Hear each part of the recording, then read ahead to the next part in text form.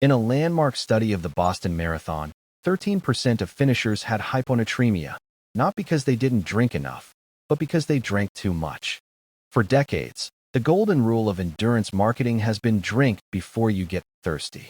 We are told that thirst is a sign of failure and that dehydration is the primary enemy of performance. This advice is not just scientifically flawed, it is physiologically dangerous. The 2005 New England Journal of Medicine study by Ahmed et al. Analyzed 488 Boston Marathon runners. The findings dismantled the dehydration narrative. 13% of runners had hyponatremia, dangerously low blood sodium.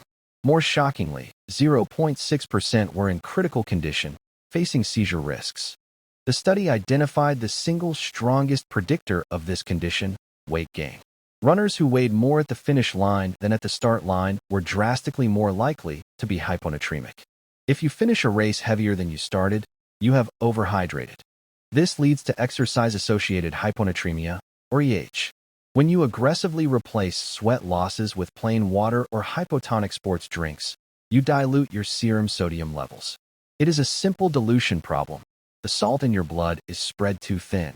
The physiological threshold for concern is when serum sodium drops below 135 millimoles per liter. To balance the osmotic gradient, water rushes from the blood into the cells, causing them to swell. This is the mechanism behind the danger. In skeletal muscle, cellular swelling might cause cramping or weakness. However, the brain is enclosed in a rigid skull. When brain cells swell, cerebral edema, there is nowhere for the tissue to expand.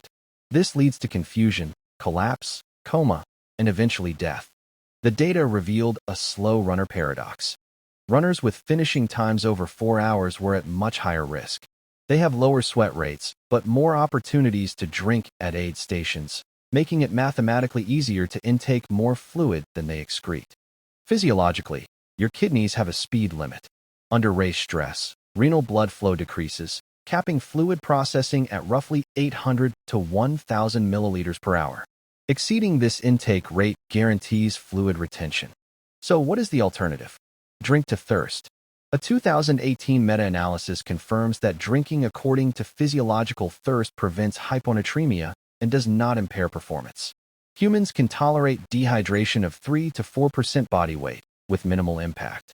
The marketing-driven fear of dehydration is largely unfounded for recreational distances. Your body's thirst mechanism is an evolutionarily refined sensor that triggers long before you reach a dangerous level of dehydration. Trust the sensor. Here is the actionable strategy for your next race. Ignore the cup at every mile rule. Approach an aid station only when your body signals thirst. If you aren't thirsty, run past it. The verdict is clear. Stop fearing dehydration and start respecting the dangers of overhydration. Aim to finish your race slightly lighter than when you started. That is the biological marker of a perfectly hydrated race. Drink to thirst. Don't gain weight.